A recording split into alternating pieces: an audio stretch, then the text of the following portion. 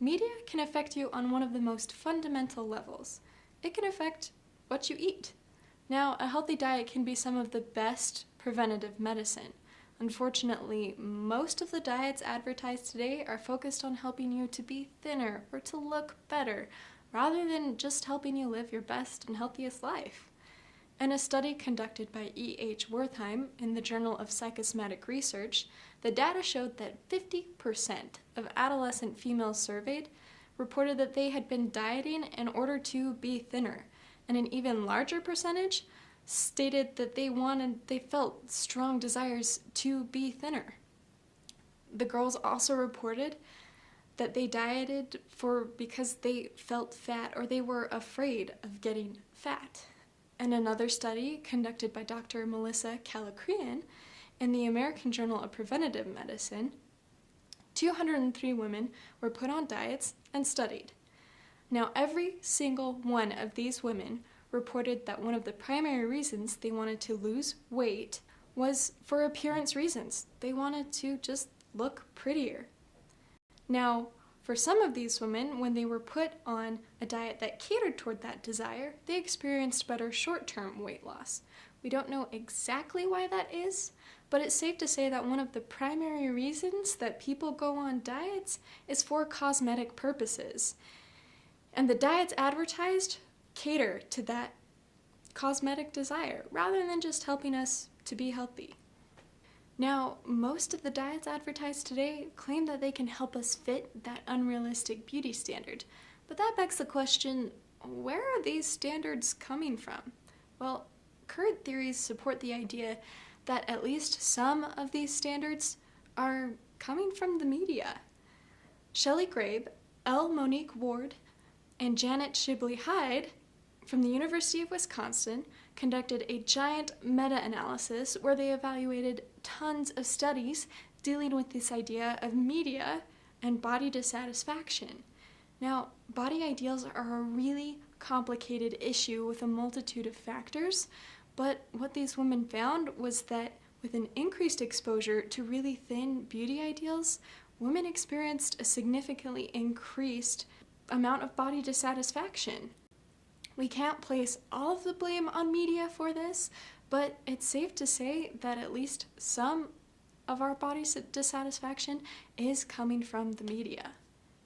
Because of this really dramatized idea of beauty and thinness, nowadays there are millions of advertisements for diets that will help you, yes you, get that rockin' beach bod you've always wanted, all without having to deal with those pesky other little factors that might be influencing your weight, like, I don't know, your genetics, your culture, your psychological state, or even your environment.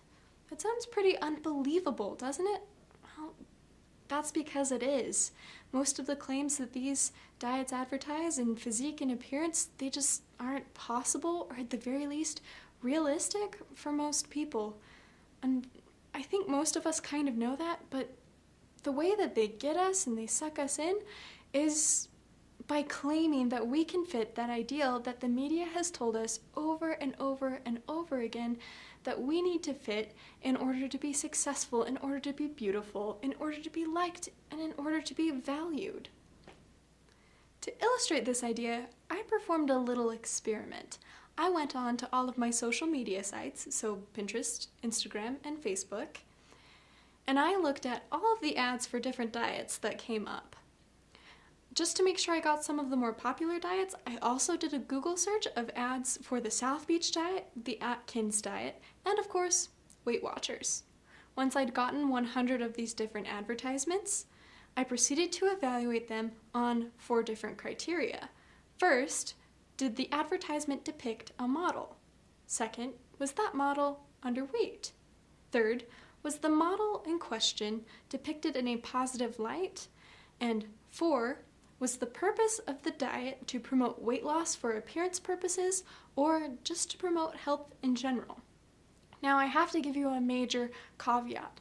I'm not an academic researcher, and of course my evaluations of these images are going to be biased because it was just me doing this project and I didn't really have a lot of scientifically set standards with which to evaluate them. However, As an educated person, I did my very best, and I believe that if you did a similar experiment, you would get similar results.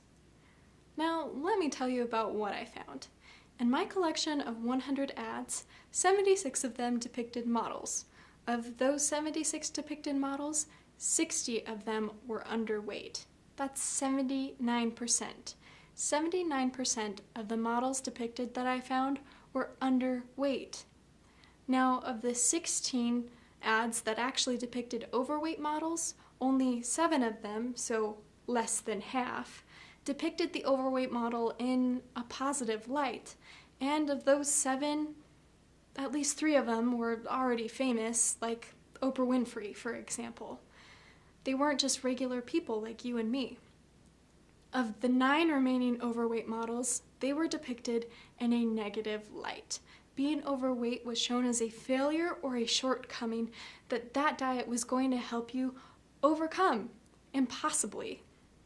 Now, as far as the purpose for each of these diets goes, 92 out of the 100 ads for diets that I looked at, they were focused on helping people become thinner in order for appearance purposes, rather than for just medically sound health reasons. That's 92%. A majority of the ads we are exposed to want us to lose weight or go on diets just to be thinner and more quote-unquote beautiful. I'm not one to say that losing weight in order to look better is a bad thing. The problem is most people diet in an uninformed or irresponsible way. They buy into these false claims and unrealistic beauty standards that the diets advertise, and then they fall into unhealthy eating habits. It's sad, but the diet industry has been absorbed by the beauty industry. It's not about being healthy anymore. It's about what you look like. Thankfully, though, more and more we've been seeing depictions in the media of normal and overweight people shown in a positive light. And hopefully, as society becomes more informed and aware, that change will continue.